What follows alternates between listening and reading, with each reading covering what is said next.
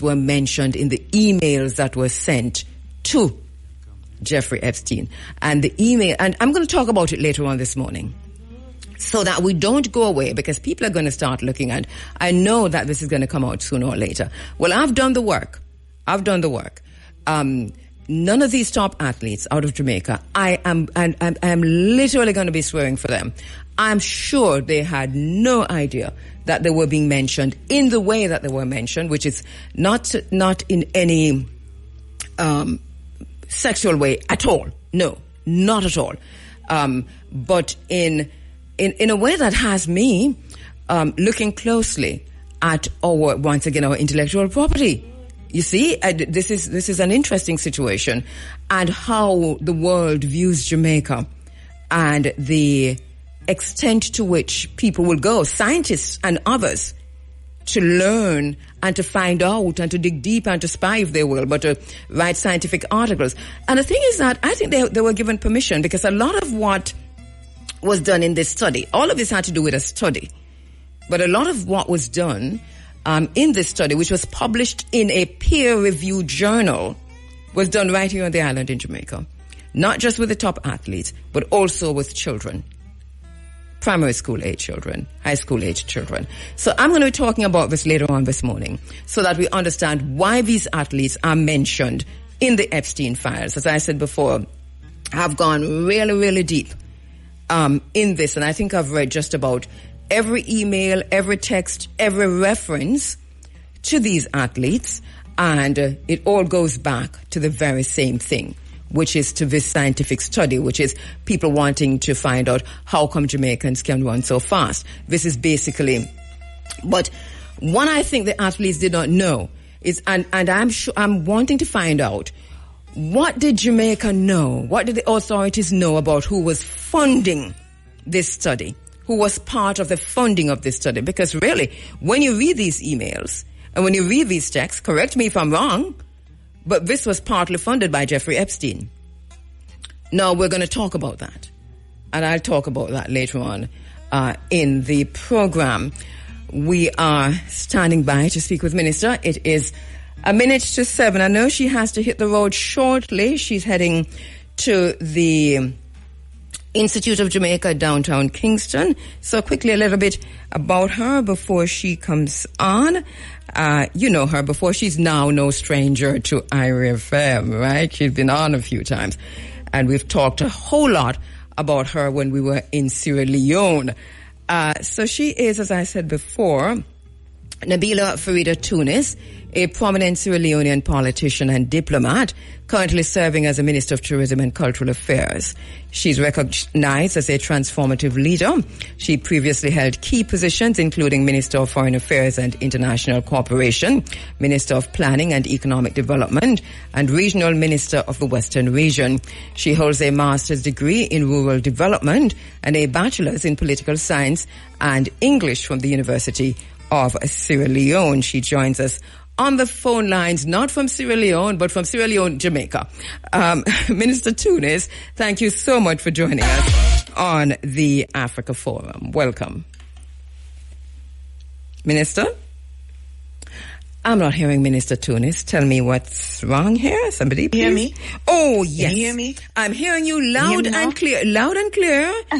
You are indeed in Jamaica. Yes, I am. Yes, I am. And it's a real pleasure to be here. Yes, it's a pleasure to be here to mingle with my brothers and sisters, across the Atlantic. It's I can't even express how happy I am to finally touch down here. Yes, and, it's reciprocity now, It's reciprocity now, because now you understand how we felt when we got there, right? I'm telling you, yes. And I just really needed to make this journey, especially now. Mm-hmm. It's got a lot of meaning for me. Yes, tell me why, especially now. First of all, this is our year. We've declared this year our year of culture and creativity. Mm-hmm. And as a country, the theme is defined around who we are, where we come from, and where we're going. So this journey for me is part of that discovery, a discovery of spiritual healing, of connection, of empowerment, of the resilience that we share across the Atlantic Ocean. Mm-hmm. So it holds a lot more than just coming over to have discussions, but also touching down on the land. And my visit yesterday was quite significant, going right to the Maroon land and having that connection meant a lot for me. So what have you done so far? Because you mentioned going to Maroon. Is it Akampong that you went to? Yes. No, I went to the Flagstaff.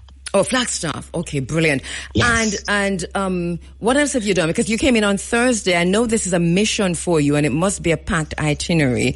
What does it include? And tell us a little bit of what has been done since. Right. First of all, I got a warm welcome. I have to thank the government and the people of Jamaica, especially Minister Bartlett and Minister Grange, and my brother Sizzler, for organizing such a warm welcome. It just felt like I was in my community back home. So I got here, touched down Wednesday evening, had this warm welcome, did a lot of dancing, the drums. You know what it means to all of us in our culture. Yes. And after that, I had a packed day on Thursday. Started off the day with meeting Minister Bartlett, and then I went over, had some meetings with some of the artists. I mingled with them, went over to Trinidad, had like a lovely experience, had a conversation with my sister, Queen Ifrika as well. Yes. Had a sit down with a group of Sierra Leoneans who are living here in Jamaica and other stakeholders on the Flagstaff Maroon community here, and we went around the community. Actually had conversations with them, especially after the hurricane. I got an opportunity to actually feel and experience the resilience. Some of them were just from church, and we had a conversation with them, and they told me how they felt. But the most important takeaway for me was that they're still standing there strong with faith and hope. And Minister, remind us, ancestors passed over. Remind us why it was so important to go to Flagstaff in particular, and the connection between Jamaica. Obviously, we're going to go to Canada and Sierra Leone when we talk about Africans returning to Africa from Jamaica, enslaved Africans who were freed. Well, you know that the descendants of this community specifically share a very strong, deep heritage connections with Sierra Leone, and you know the retracing our historical memories, especially walking through this historic Kojo town, and what it's just about the tracing our steps. Yes. We all understand very clearly the history, the trace from Nova Scotia, and how Sierra Leone was an integral component of this history. And that's what we went there for, basically retracing our steps, having that interaction with these people. And one of the things that meant so much to us when we were there in December was to continue retracing the steps and to see that in Sierra Leone, how enslaved Africans who were freed were memorialized in Sierra Leone itself, from the cotton tree to the to the church, to the ballas from the ship, and how Jamaica was integrated in all of that. I think this is something that when we're here on the ground, we talked about this, but we do not know until we experience the extent to which this connection. Certainly, when I was growing up, we had, our parents, our grandparents would speak about patois. Yes. And what we speak today, which is Creole, is like a kind of a version of patois. And I remember very vividly, it rings in my head all the time, when we're in school and we're meant to speak English, and they'll tell you that, oh, you people are speaking, I'm going to tell the teachers that you're speaking patois in class. These connections, these things have just kind of come alive in my head. And for me, the spiritual significance is important. What happened when all of you went down to Sierra Leone and did that significant, march, I would call it, retracing the steps. Yes. It just kind of gave me that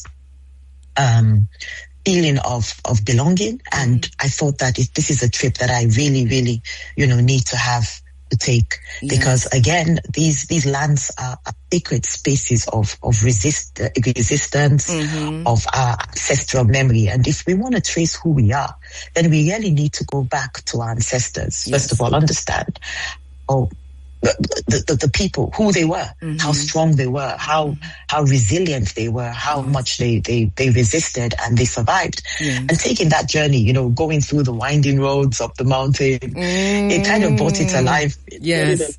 Standing on the land for me was that spiritual connection with those who never ever surrendered their identity. So, it's an Gothic journey. Exactly. So this year of culture and creativity now has deeper meaning for me.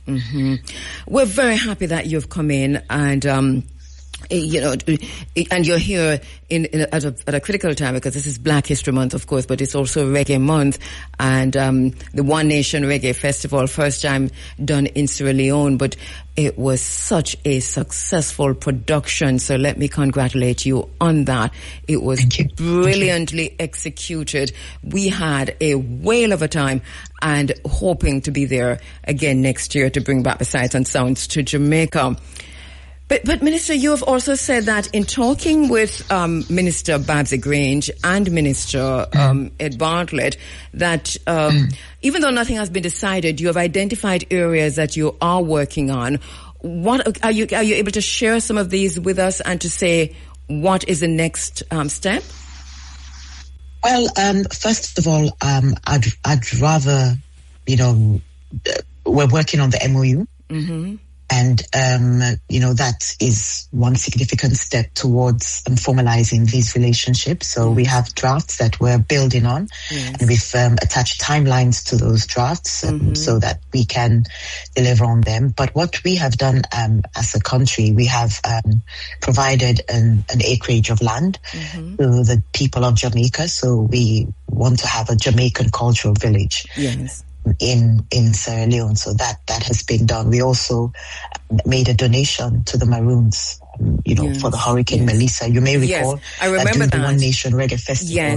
During the One Nation Reggae Festival, we did dedicate some of the proceeds of that festival towards the relief that's being conducted here. So we have made a donation to the government, 10,000 United States dollars from the One Nation Reggae Festival, you know, for the relief. And again, we have this piece of land that we've handed over. We're also looking forward to, you know, implementing some of the discussions that we had regarding having a presence here as well in Jamaica. So that will be certainly shared with the general public in due course.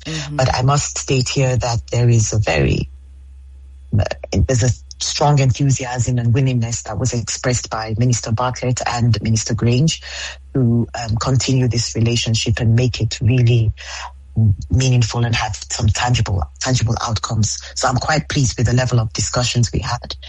And our technical teams are currently working on the nitty-gritty details. All right. We're looking forward to hearing more. And finally, Minister, today you're heading to the Institute of Jamaica for Groundation. Welcome to Groundation. Tell us about that. What are your thoughts on it, and what will you be talking about?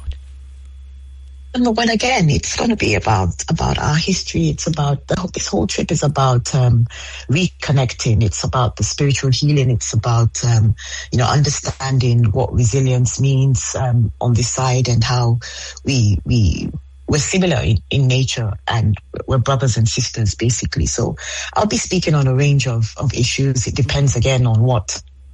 How the panel goes. You can't really determine I understand. What you would want to speak about.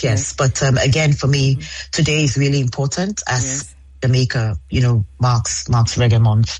You know, we give thanks to God for the music, which was born out of faith, out of struggle, out of hope, because it carries echoes of Africa. And interestingly, if you may recall, we had a creative clinic during the One Nation Reggae Festival. We've been able to produce what we refer to as Sloan Troop beat. So it's a blend of the gumbe, blend of the reggae beat. It's quite an interesting tune that is evolving. And currently there's a competition back home. There's a competition back home. We've, you know, made it public, and we have a couple of people who have expressed interest. They really want to, you know, take this sound to another level. So we've asked them to sing, to do something, to write some lyrics and take the beat and own it. So yes, it means a lot for us, especially, you know, during this Reggae Month. It means a lot in terms of us having that So, well, I'm looking forward to interviewing the winner and to playing the music here on Irie FM, and so I'll pay close attention to that. Minister, I know you do have to go, so thank you so much for your time. Thank you so much. Thank you for coming into Jamaica, and thank you for the wonderful way in which you hosted us in Sierra Leone in December. Really, really appreciate it. We had a whale of a time. Thank you so much. Right, I think I lost her again, but all right, I think we lost Minister, but we're thanking her because we had a really great time in Sierra Leone. And she'll be today at the Institute of Jamaica for Groundation. As I said earlier, the theme for Groundation today, starting at 2:00, is Africa Calls, Jamaica Answers, Reuniting with the African Nation. She'll be a panelist along with Professor Rosalie Hamilton and Fulbright scholar, Princeton University, Salworth. Our brother Clive Campbell, busy, we call him, and going to be telling us about another event that's happening today, which is connected, of course, to football. Busy, you there? Morning, sister. Greetings, my brother. How are you doing? Yeah, I've been on the studio since Tuesday morning. I've been down, but as Brother Bob said, don't worry about that thing. Everything will be all right, you know? And, my brethren who's like a smaller brother to me, Sly, you know? Yes. Bayer, in past, and I've been really down, but every time I think of it, I say, no, I have to stay strong for him and Thelma and Shelley, you know? Yes, and I know that you were really, really close to Sly. Well, that's a very, very close, baby. You know, I tell you, he's like closer to me than me. I have 6 of us as boys, right? And 2 little girls in my family. But I can tell you, he was closer to me than even 2 of my brothers who's overseas. Tell the truth, closer. You know, when I tell you, when even the taxi started up Sly and Robbie, and I said, Baya, what if we put out the albums? And I say, yeah, man. And him say, Taxi Gang. So me say, Baya, Taxi Connection. And he came up with the idea, you know, say, if you have a taxi on the cover, because every time, like, him go to studio, so the brother drive him a taxi, like a Belgian taxi car. And when he designed the album, you know, and I said to him, all right, I can put you on Robbie and Madden and Bubbler, Franklin, behind the driver's seat.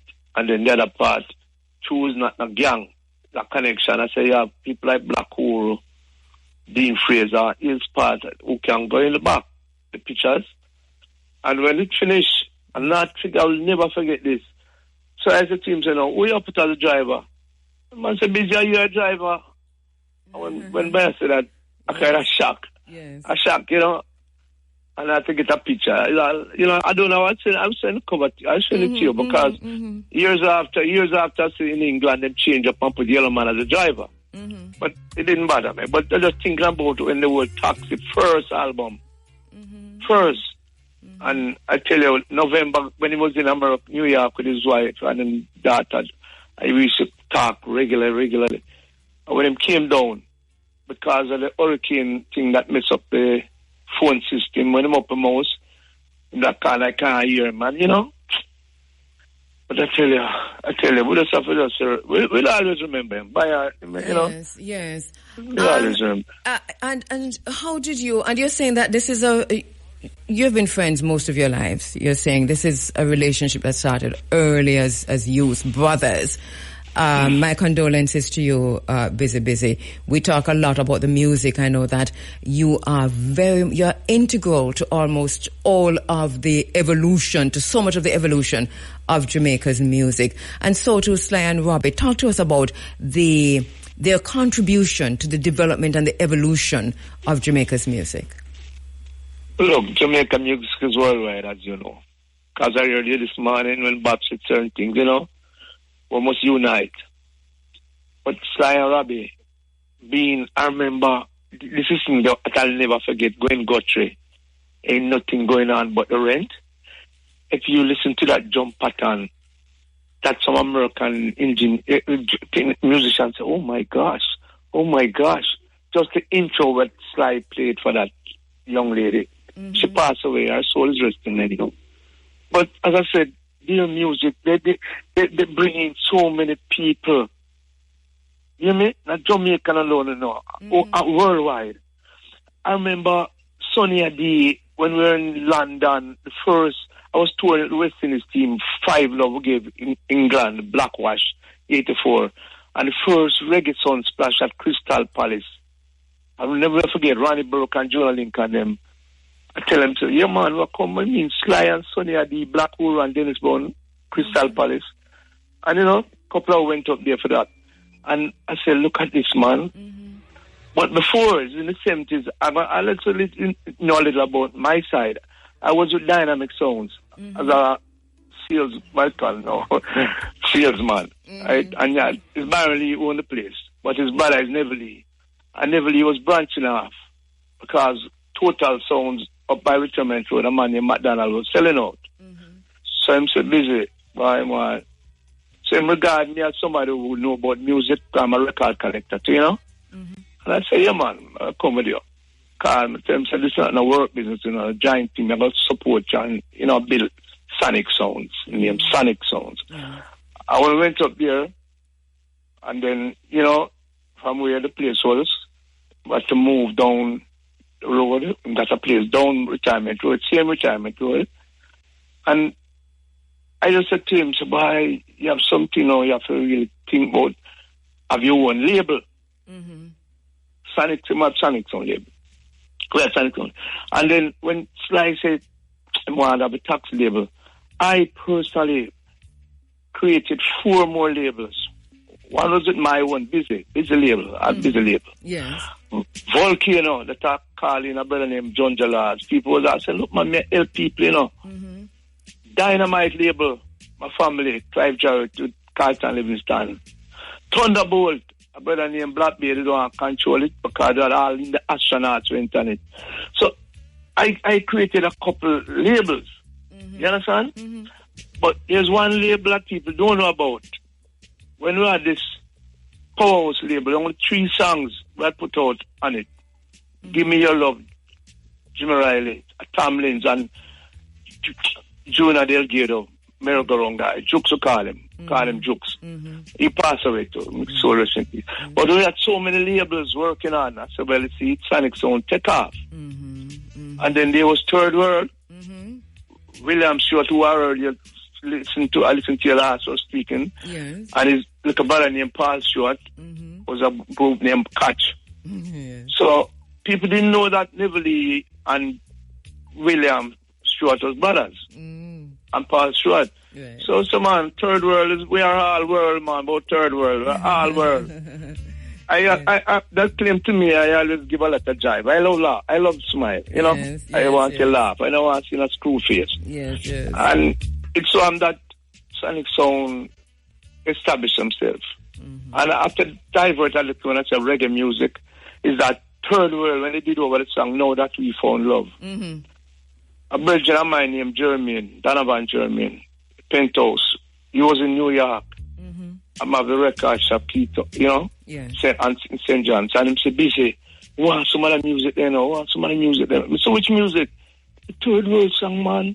Mm-hmm. Know That We Found Love. Mm-hmm. And boy, I used to travel a lot. Yes. And I make sure him get, and it was like, you know, you have Randy's and big people in Brooklyn and New York, but him was like the main man. Yes. I'm just make sure him get a lot of it, and boy, I tell you, the song take off. I never forget about that with the Third World. Yes, yes.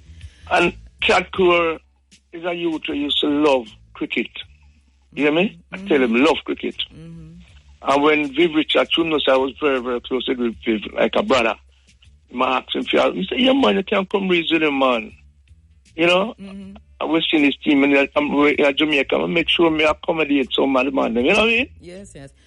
You know, just looking at, you know, Jimmy Cliff, Cat Core, Sly, Bob Clark, And it is, we are shaken. And I heard when you came on, talk about... But I tell you, talking to you, I truly don't know how I feel. I talk to you right now. It's like somebody pulling the rug from under our feet. And so that we have a whole lot to deal with. And then many of us have our own, when you look into our families, their personal transcending to, if you will. So it's a time of reflection for us, even while we honor and celebrate those. My father used to say they're going to read the secrets of a new world, of a different world. But sure. You talk about cricket just now, and in all of this, as we mourn and we grieve and we celebrate at the same time, the life goes on. And as usual, at this time of year, we talk football. So we're out of time, but in about 3 minutes, tell us what's happening today with the One Love Bob Marley football. We're having a media launch for the Bob Marley game because the game play Ashwin's each year. Mm-hmm. Sometimes Ashwin's fall in March, but there's one thing I tell him, once I'm alive, Bob Marley One Love will play. Mm-hmm. Because a lot of people don't know. At 16 years of age, I ride my bicycle right at North Street and Orange Street corner, Beverly's Record, a man, Chinaman, Lazy Kang. And when you right at the corner, you had about 8. I can call them up, Boris Gardner, BBC, and Bob Andy, Bob Marley, Halton Ellis. Them celebrate the corner, but Jimmy Cliff was there, 62. Me a 16-year-old on my bicycle. Mm-hmm. I don't hear Bob say, I do a song, man. I do a tune, man. I never know him to that, Yes. I do a tune. And little after that, song come out. Mm-hmm. Judge Not, first song I ever did. And that time I never have version. Yes. So I had to put a next split side. Leslie Kang, the Chinaman, put 1 cup of coffee. Mm-hmm. And I was close in Franklin Town, Barsgan, and BBC in Rallington Town, and yes. I'm in the music as a youth. Yes. And I never forget, 6 years, 4 years after that, 66, I'm playing at Railway. That time at Tibble in a bill up yet. Mm-hmm. Railway, Division 1, I play football from Brown and Patrick Blair. And Bob Marley, I used to go out to a place named back to Dongle and come over.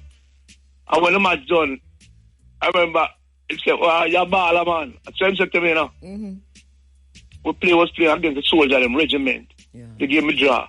And I said to myself, that Bridget has come up to me. I remember we stop on the bicycle and not talk against, And I just said to myself, shall live. I don't care what man wants. And this man, him say, when we wake up, chill, bird, it's pure breeze, Pure breeze is so the creators there. Yeah. I don't want to take up the time she talk about, but one thing I want to appeal to you. But just to say, yes, go on. Appeal to you and your listeners. Yes.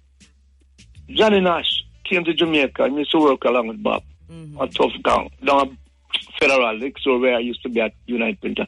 And I remember certain songs with him do. And I appeal to Jamaica now. Just try and Google and play them 2 songs for me. 2 are foreign songs. Love and Peace. Johnny Nash. And there's one by a brother named Jimmy Holiday. Everybody need help sometime. All right.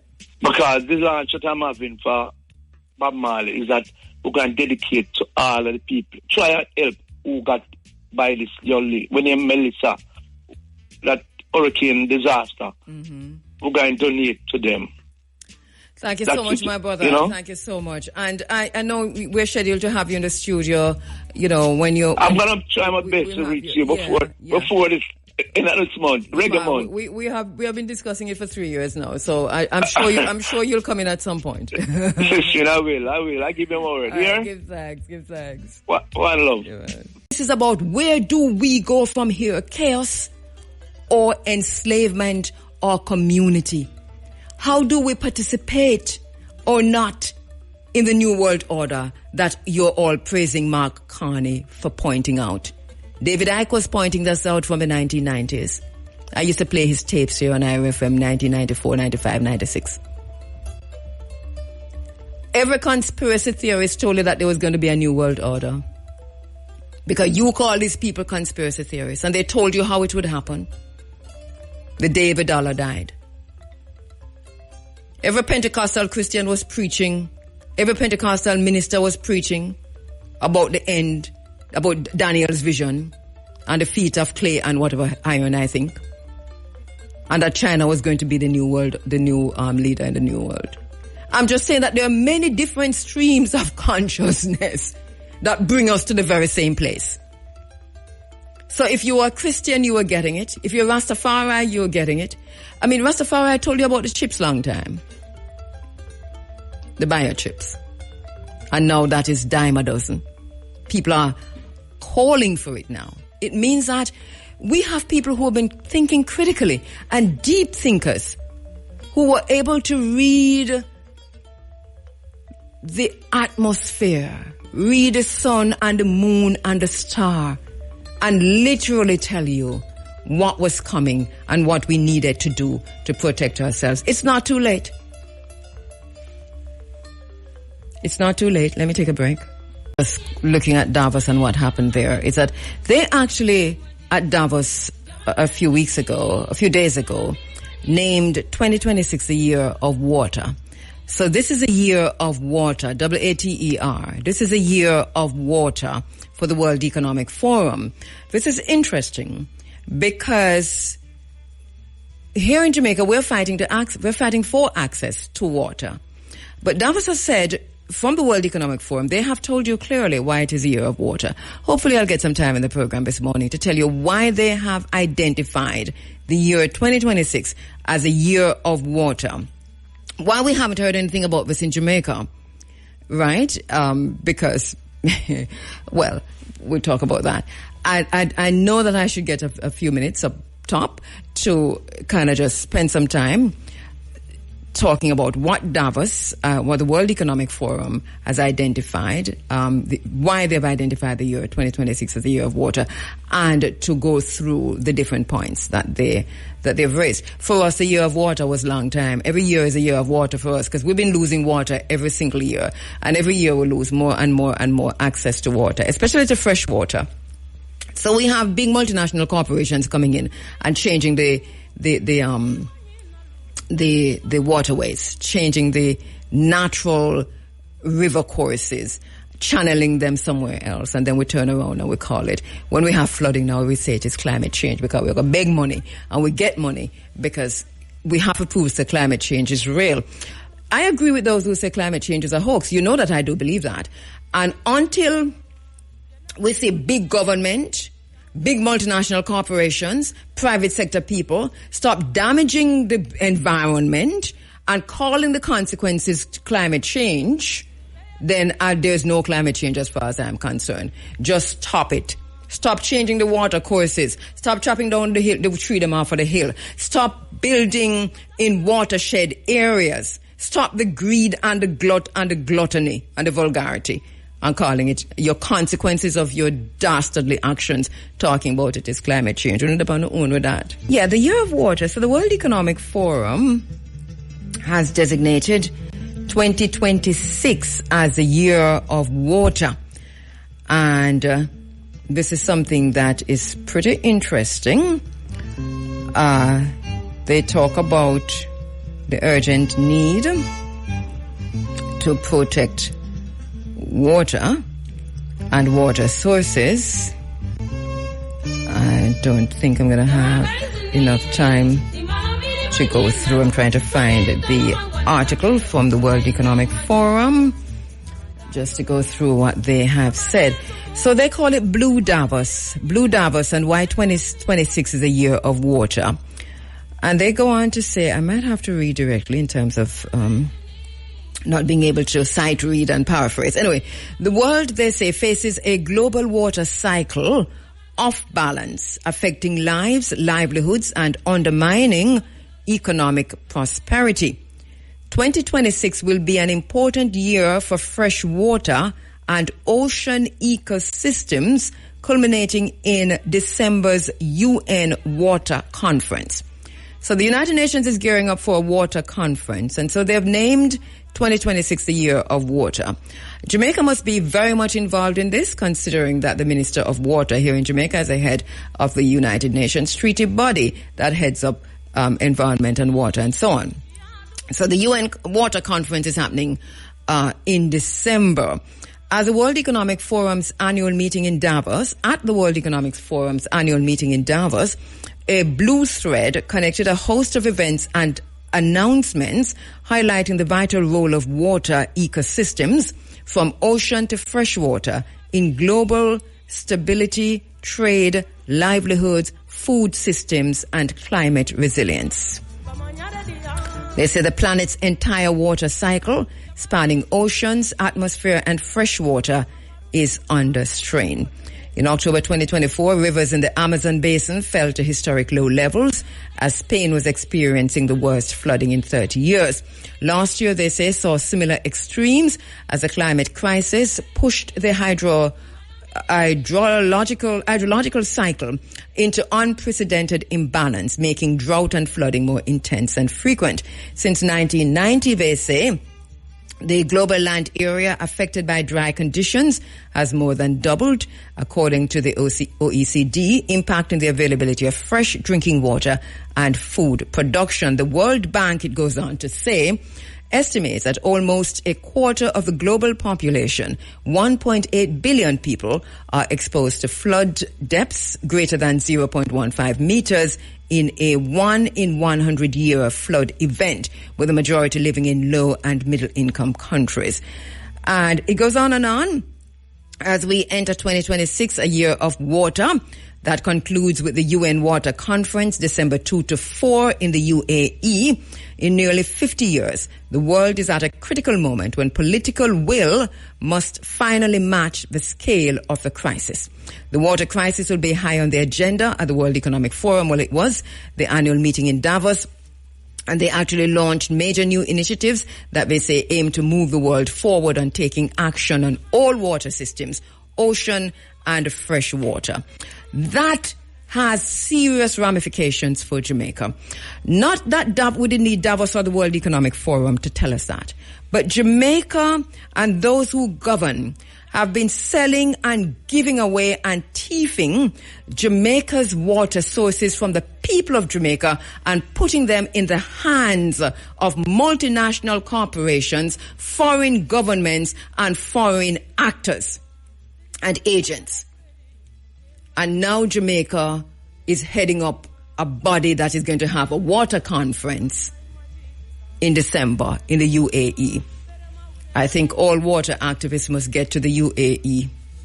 Some of us might have to bear placards. But until the fresh water sources and the salt water sources are restored to the people of Jamaica, that the conference at the UAE will have to tell us something before it even starts. See the point I'm making? Do you understand? All right, we're standing by. It's 8:50, and IRFM now brings you a link from the Reggae Month Church service happening at Fellowship Tabernacle at 20 Fairfield Avenue in Kingston. And Dwight Fraser is on location. Dwight? Yes, good morning. Oh, there you are. You're very quiet. I wondered if you were there. Yes, I'm in church. Oh, I lost you there, Dwight. Where you gone? Did you trip on something? Yes. Come back. All right, I'm hearing you. You're in church. What's happening? Yeah. What's happening in church now? All right. Well, all right. Thank you so much, Kabu. Today we are at the Fellowship Tabernacle with, of course, the congregation. And the congregation is made up of the Jamaica Cultural Development Commission. And the Jamaica Cultural Development Commission, they are responsible for putting on this church service, or you could say that they have joined with the worship to push Reggae Month, the launch of Reggae Month, today being February 1 in the year of our Lord 2026. But Reggae Month this year will be interesting because, as per usual, there will be several performances and several shows and several guest lectures and so on throughout the month of February. But interesting to note that the Bob Marley tribute concert on Emancipation Day will feature Stephen Marley, and that is February 6th at Emancipation Park, along with Bushman, Warrior King, Etana, Naj, Jemery Morgan, Out of Control Army, and Sangre Myers out of Mexico. Last year, I remember, though, that we had two performers gave us some good performances out of Argentina. This year, we have two performers out of Mexico, Out of Control Army and Sangre Mayas. Interesting to know too, there will be the sound system juggling that comes up on February 15, 12 noon to midnight at Mass Camp. I grew up in the era where there was Inner City, there was a Metrometer, Kilimanjaro and so on. But this year's Reggae Month comes under the theme, Come Catch the Rhythm, and with Pastor Sean at the church service. Pastor, how are you doing? I'm doing good. Such a joy to have you all here today as we celebrate the launch of Reggae Month. As you know, as Jamaicans, music is in our blood. Indeed. And so it's always a privilege to have the opportunity to host what we would consider to be what put Jamaica on top. Indeed. Reggae put Jamaica on top. Yeah, yes. That's what Rebel told us. Yes. Pastor Sean, today though, marks a significant chapter in our history, because today being the birth month and the birth date on the memorial or the anniversary, if you want to call it, whatever term you use in the English language, the crown prince of reggae, as he was described by Bob Marley, Dennis Brown. Wow, you, as you say that, you bring back so much as a child growing up, hearing his voice and seeing those kind of homemade like videos of Dennis Brown and the impact he has had on our nation. And I just see it as God's gift to us that we as a nation, as small as we are, our voices can be heard all over the world through reggae music. And as you know, reggae music is message music. Yes. And we have championed the cause of many fights around the world, and we should not forget our roots and or to go back there as to offer hope to our nation right now. Definitely, and I like how you put it, it is resistance music. Uplifting music. Justice and truth. Definitely, and fighting for the less fortunate and those who are oppressed. That's at the heart of who we are as a people. Dennis Brown recorded on several labels, Treasure Isle being one of them, but he recorded several genres, reggae, Lovers Rock, and also to Rocksteady. Dennis Brown gave us songs such as Love and Hate, Can Never Be Friends, The Promised Land, The Promised Land, For You, Here I Come. Here I Come. One of my favorite songs was Here I Come. Yes. It's amazing. And just even as you hear the intro of the song, something does shift in you, It's a powerful, man. Definitely. And of course, Robert Nesta Marley will be celebrating, of course, his birthday on February 6th. And that's not only in Jamaica, but across the island. Of course, the persons from JCDC representatives will tell us a little bit more about that. How important it is in your estimation, though, Pastor Sean, to keep this genre, ours, Philly, reggae music alive? You see, if we are not careful, and I don't say this lightly, if we are not careful to protect and safeguard our culture, a few years from now, it might not be connected to Jamaica. Look at that. We gotta say it again. Yeah, man. We have to. It's like sometimes when you travel, you realize how many outsiders, more value what we have, and we take it for granted. Yes. If you go Europe, if you go Japan, oh my gosh, man, we have to protect it at all costs. It is who we are, and it speaks to who we are as our people. And it's important for us to remember the past so we can safeguard the future. And that's why after 35 years, we're doing our best. IRFM, the nation's number one, to continue. Thank you for all that you do, man. Continue on the journey. To put reggae on top. In the event, as we get wrap up now, to throw it back to Kheru, in the event you're just joining us and you might be wondering, you're listening to a live outside broadcast from the Fellowship Tabernacle in Kingston, and we're wrapping with Pastor Sean. In wrapping up Pastor Sean, in about 40 seconds or less, the celebration throughout the month will continue. But what stands out for you when you celebrate Reggae Month with a church service like this? It's just to understand that God is the creator of music. Yes, sir. And the genre of reggae is welcome in the kingdom of God. Different expressions to communicate to a people who need to hear a word of life from the one up above. Indeed. I like where you put it. One love. Pastor Sean, one love. What's your favorite Bob Marley? Oh my God. Well, there's so much you're not going to know. Redemption songs come to mind. Yes. So many you.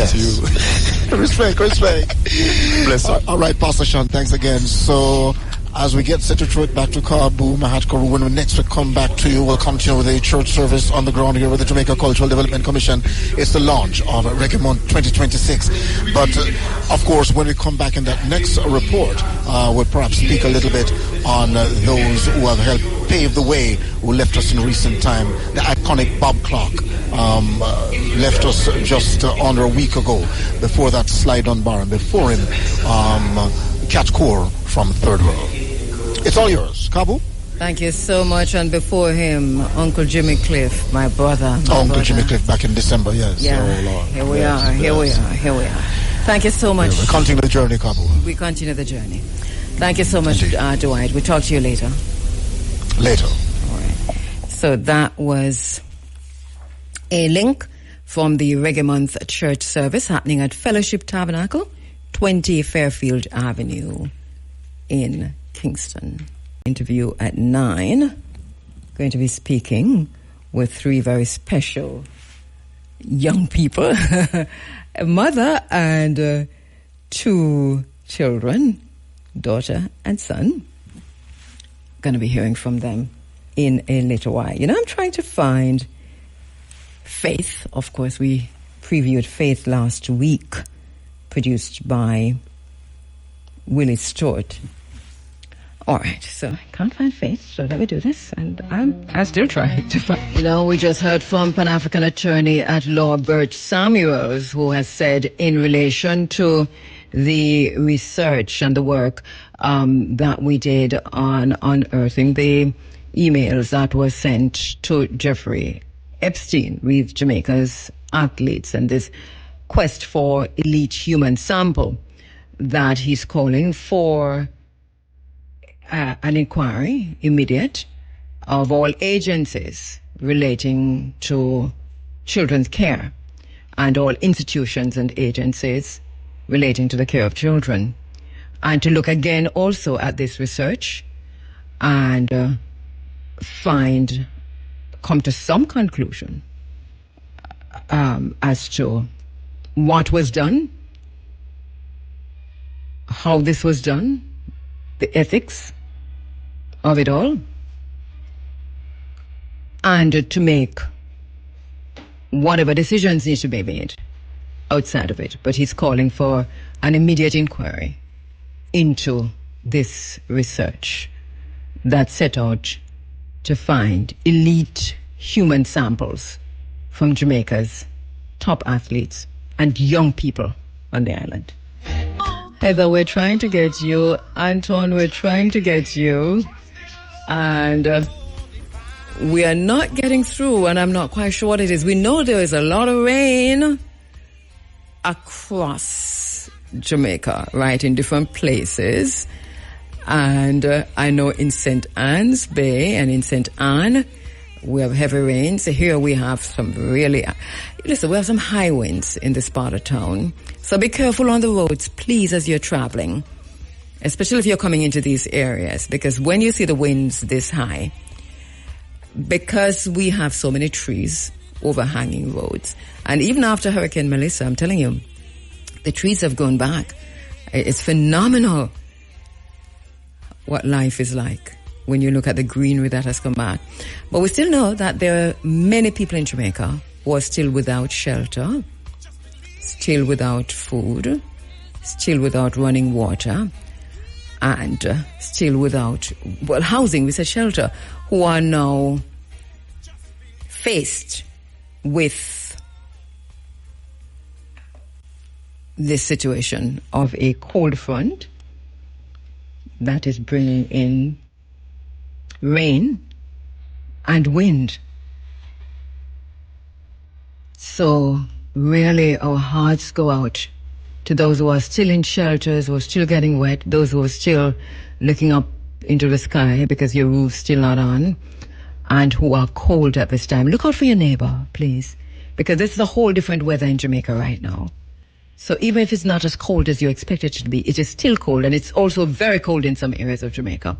So look out for your neighbors in the worst hit areas. Hurricane Melissa, we're talking about St. James, Westmoreland, St. Elizabeth,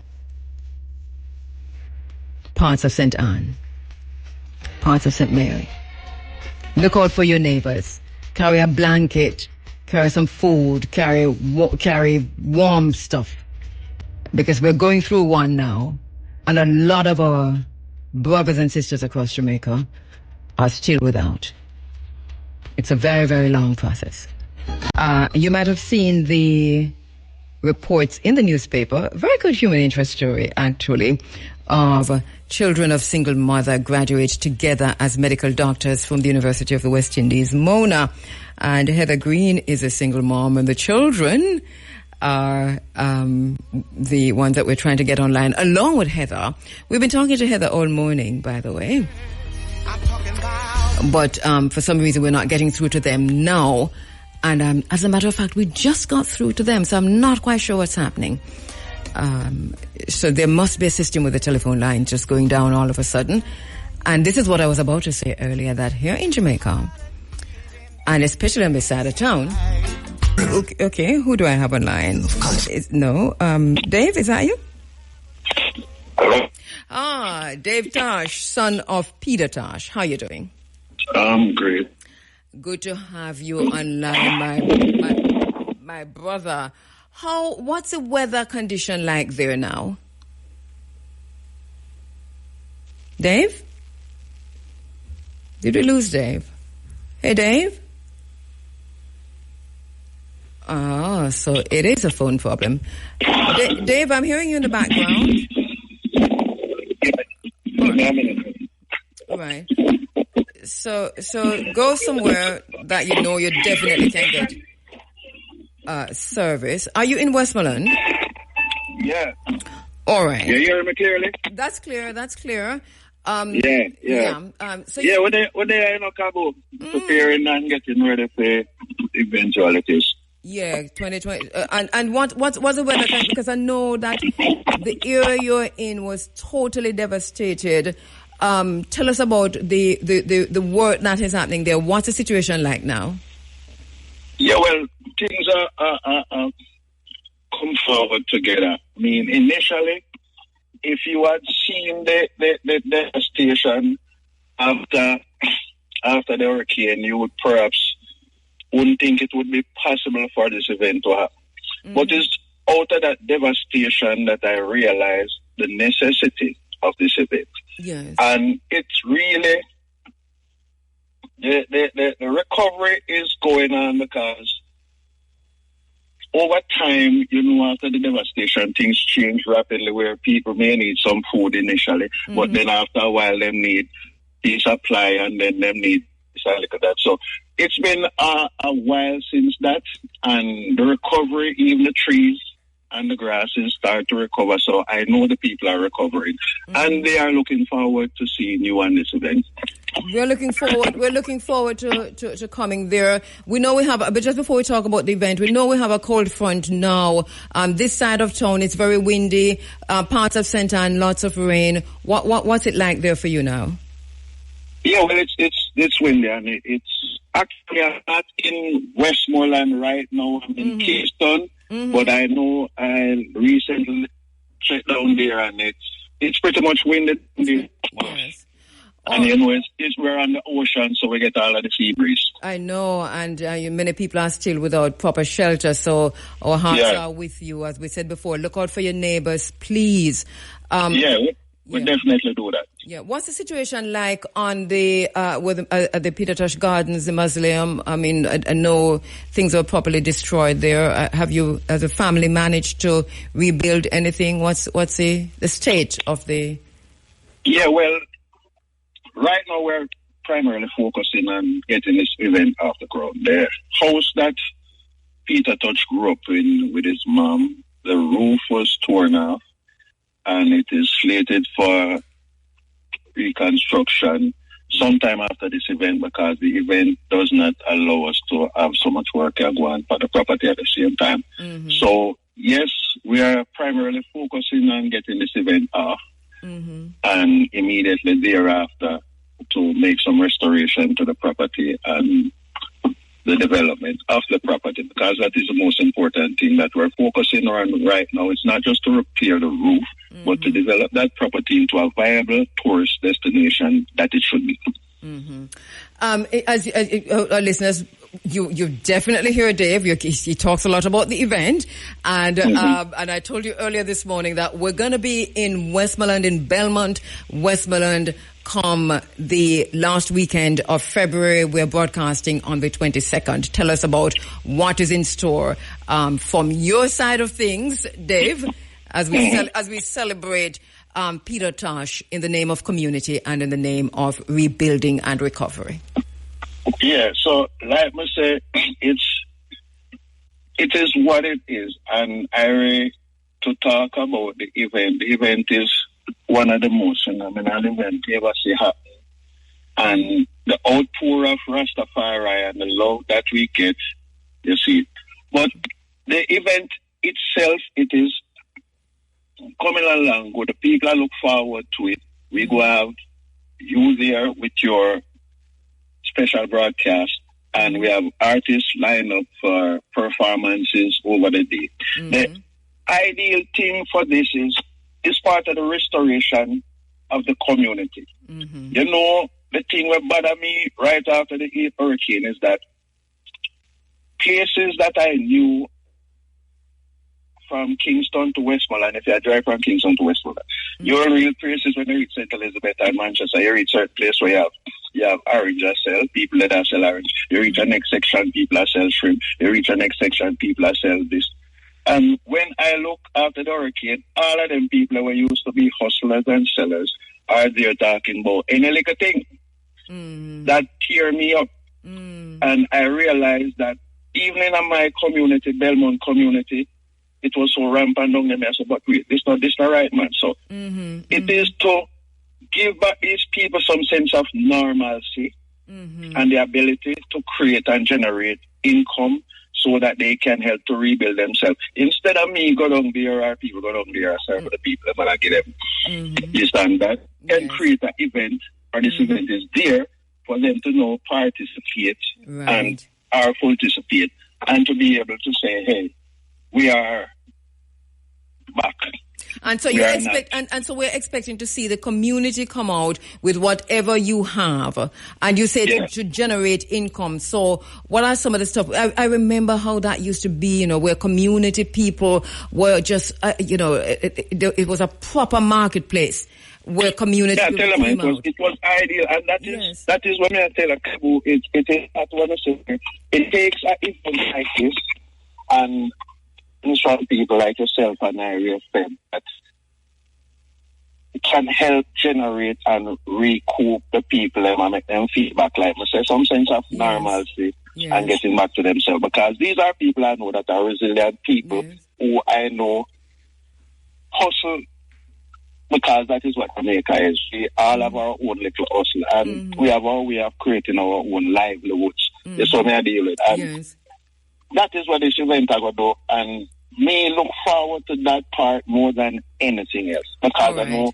the vendors will turn out, the people will turn out in the area to participate and make sure, say, hey, them can be a part of it. And what I like to talk to Jamaica at large is just to tell them, say, the same way you come down to Westmoreland and hand out flour, rice, sugar, tin, mackerel, and candy, come down there and support the people and know that they are able to take care of themselves. Because that is better to teach, to give a man to teach people for fish, more than we serve for them and give them a fish. Yeah.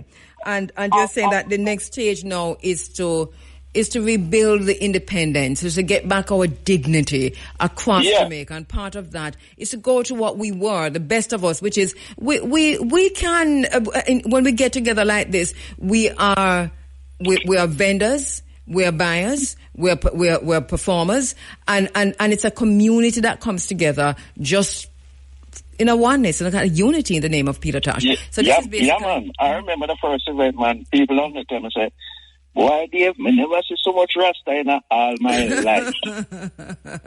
I mean, I tell them. Yeah, Rastafari, all the time. Rastafari. So just to say to the community, we're heading to Westmoreland. This is in the name of Peter Tosh, but it is to help to rebuild Belmont and to rebuild the community, to rebuild the area, to get to assist people to get back on their feet in terms of the vendors and so on. So come out and buy things from the people of Westmoreland. What are some of the stuff that we expect to see vendors with? Food stuff and what else? What kind of food stuff too? Yeah, well, we're going to have food stuff. Craft will be there. basically whatever we can afford to salvage in these times, because it's going to be a little bit hotter down there this year, considering the fact that all the trees have been torn down. Oh, goodness. Yes, so, yes, we are looking for ways to put out, get the community itself involved, and it's still a work in progress. Saying so, by the time that time come around, I think we're fully established, and within a week or so, we can have more to share in terms of exactly what is ongoing on the ground. All right, it's good for me. I mean, we're looking forward. Nicholas Evans is on the other end of the line, not on the phone right now. And the entire IRFM team, we're looking forward to being in Westmoreland again. And this time for community, this time to help to rebuild the community. So we're inviting all of Jamaica to come with a little few shillings in your pocket, and we could go down and go buy from the people of Belmont and surrounding areas as they try to rebuild for themselves. And this is a whole other way of being, of doing things, which is to say, these are industrious people anyway, and they're small business people, if you will. So they are willing to come out and have their wares for sale. And we know we've been going with charity. Let's just go now and spend some money with the people of Westmoreland and help them back on them feet in the name of Peter Tosh. And for those who can bring few shilling, and if you can bring a few pounds, we will appreciate it too. Let me take back the shilling and say, bring the shilling on. Bring the shilling. I heard you there. Yeah, but a few pounds would not go a little bit further. The day the dollar died. But we're looking at an anniversary, though. We're looking also at an anniversary. This is a significant year, isn't it, for Peter Tosh? Yeah.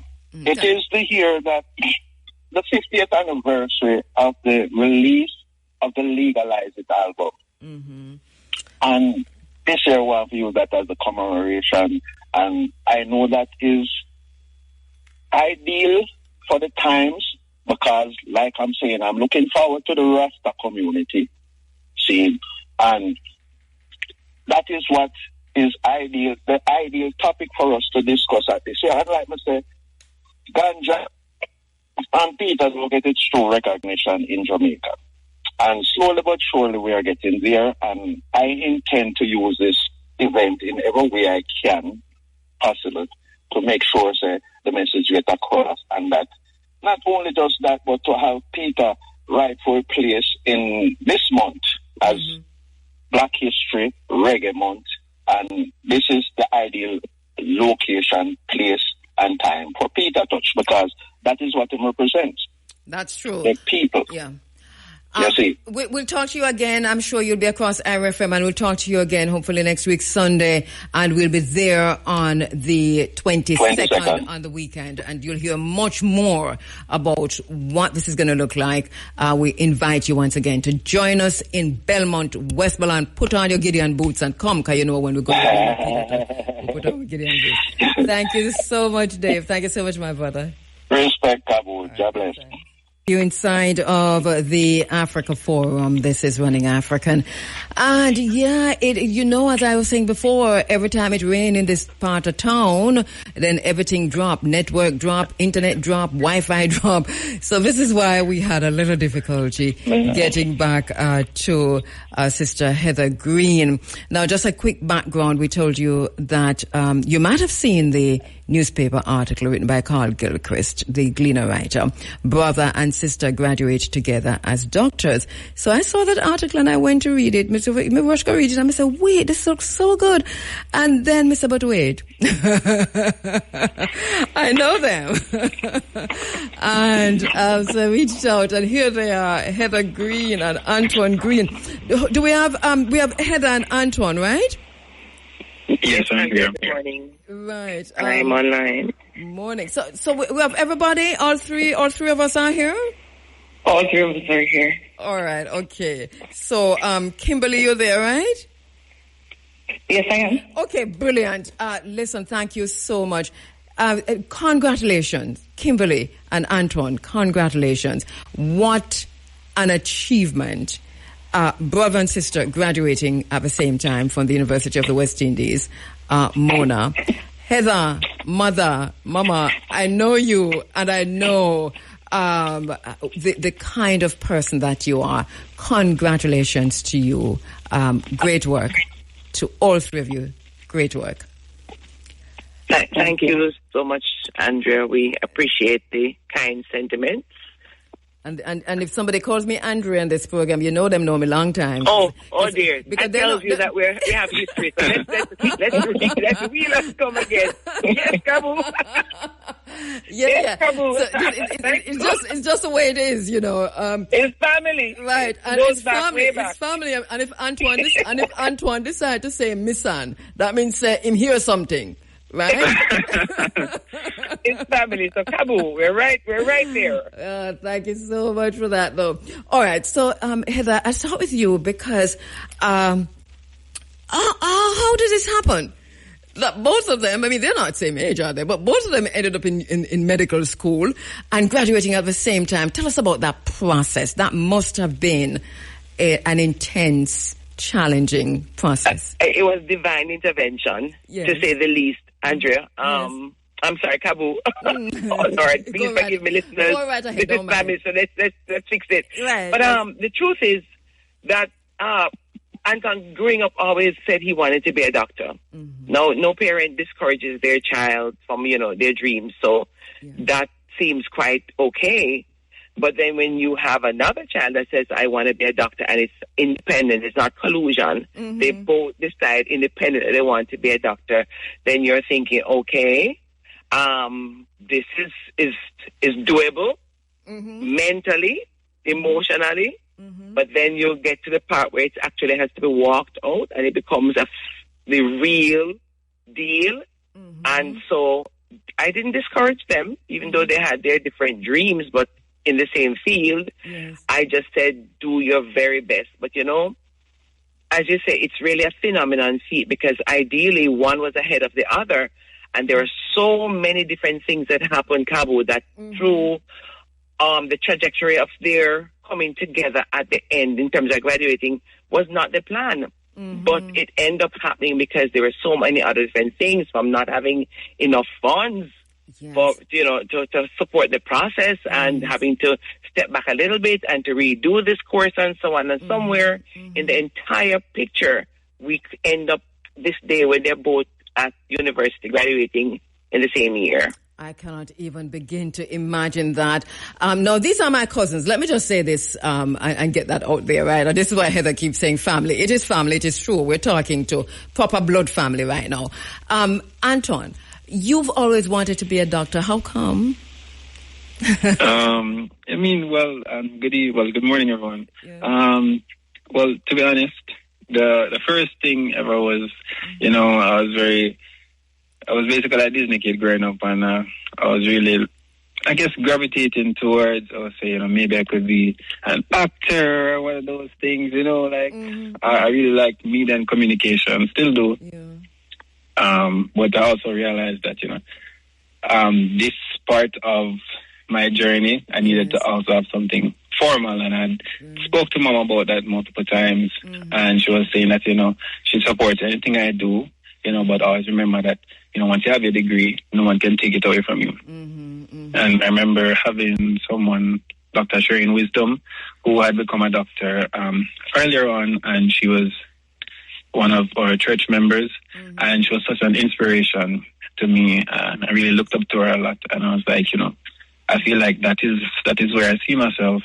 And so just watching her, seeing her finish medical school, and she being such an inspiration to me, it kind of inspired me to pursue the same field. Wow. And Kimberly, totally without, as your mom said, collusion.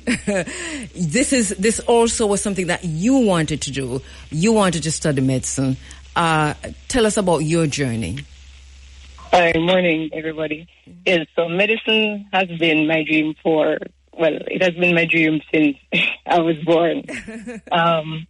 from as long as I can remember, my grandmother used to have like a lot of hypertensive episodes. Let me say a lot of high blood pressure issues. Mm-hmm. So she was always going to the doctors, and I would go with her. And then, after you get the patty and the juice, so that made it even more appealing to go. Mm-hmm. So when I went into the doctor's office and I asked him what it took to become a doctor, and he said, well, this road wasn't meant for everybody.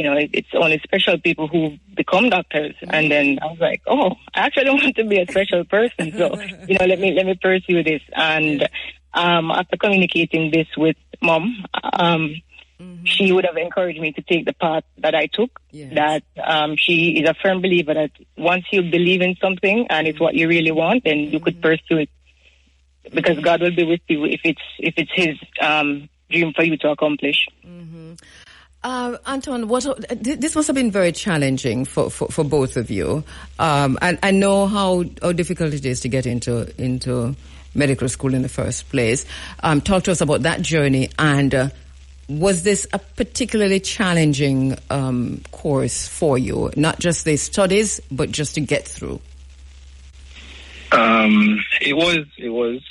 And I know everybody has, their different journey, but it was pretty sticky in the beginning because there's so many requirements to get in. Mm-hmm. And I remember doing, my subjects. I did well in high school and Cape, but the competitiveness of the faculty, you still had to kind of like bring some stuff up. And I remember at the time I got into UE, but at the time I was in the Faculty of Science and Technology. So I was doing it there, and a lot of people tend to take that route and then cross over into medicine. Mm-hmm. But it's even more competitive taking that route. So I decided that, I'm going to step back, and I would have done like 1 or 2 CAPE subjects to add on to, all the other subjects to make my portfolio much more presentable. And with that, I applied, and they're still saying, their quota is full for the year and so forth. And I remember, feeling a bit down because I'd done so much preparation to get in. And I remember, I think 1 week or so after the year had started for that year group, they emailed me and they're like, oh, you got in. And, the school year had already started. And there were so many feelings, so many emotions at the time. I can just imagine. Wow. Yes, it was a lot, but at the end of the day, I got in, that's what mattered, and I finished, and trust me, I couldn't be any more grateful. How many years you did? I did 5 years, but then there was a gap year in between. Mm-hmm, mm-hmm. And Kimberly, same thing for you, because I know, as I said to Antoine, and he pointed that out too, that is not just an easy thing. People go sideways and get through after doing a first degree. But what was it like for you? What was the challenge, and what was the process? So, medicine is one of the hardest things I've encountered in my life. Oh my God! Emotionally and mentally, it takes a whole lot, and I can't help but think that it was God who brought us through. Yes. So the journey for me, it wasn't as straight like Anton would have mentioned before. Mm-hmm. Having left high school, I knew I wanted to become a doctor, but I wasn't sure exactly what path to take. And then when I finally found out, I was at the time attending the Brownstone Community College, and a very good friend of mine, Dr. Demar McKenzie, he and I sat beside each other and applied to the UWI. Mm-hmm. And we were asking each other, should we apply to medicine? And then we went over to the far right, and we saw the quote, the quotation for the year, and I was like, why not? Let's apply. And he said apply as well. I said, it's either we get through or we don't get through. And it so happened that both of us got through. And, from there, it has been a lot of challenges. Trust me, we wouldn't have the time to really talk about it on this program, but it hasn't been smooth any at all. And I'm just happy that we made it cross the finish line successfully and that we have a bright future ahead. You do, and I'm inviting you when you both have time, and Heather, I'm inviting you all three to come in the studio, because I know you wanted to come in, but just just coordinating wouldn't work as you're both working. But But so you went to Brownstone High, you said? Was it Brownstone High? No, Brownstone Community College. Brownstone Community College. And Anton, you went to? Your Castle. So I can just imagine the Brownstone Community College and your Castle teachers and so Marcus Garvey. Marcus Garvey. Who's Marcus? Oh, Marcus Garvey before your Castle. Before Brownstone. Yeah. Congratulations again. And you know why we needed to underscore Marcus Garvey? Because I think this will definitely, there are many people who are listening who I think I'm going to be totally encouraged by this, because this is, Marcus Garvey over the years has been doing so well in turning that school around, and to have a graduate, you're on your internships now? No, I've completed that milestone. I'm now SHO, Senior House Officer. Look at that. I take that back. And Anton, you? I'm halfway through, so I'm about to finish. A couple months. All right. I mean, Heather, this is phenomenal. You know, I'm talking to Heather like this, right? And just listening to the children, because we know each other a long time. And as I said before, we're talking about family right now. So, Heather, this is phenomenal, isn't it? Andrea, let me tell you what is probably most phenomenal. One, I have to acknowledge that my faith in God. Mm-hmm. I don't beat around the bush. Mm-hmm. This is not something that I could have done. That I had a perfect plan. Step 1, step 2, step 3. Mm-hmm. There was no steps involved. It's just mother and a desire to want to see your children excel.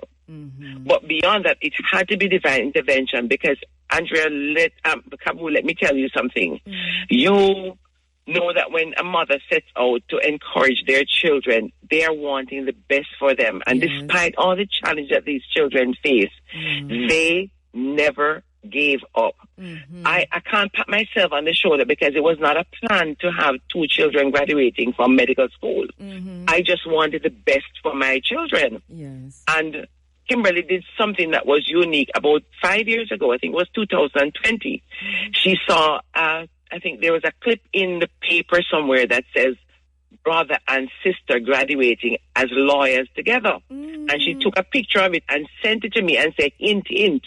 That was 2020. I kept it. Yes.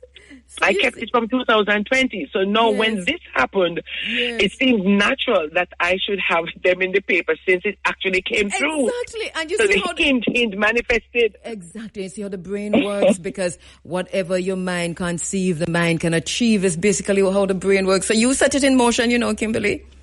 You certainly set it in motion with that hint that you sent to your mom.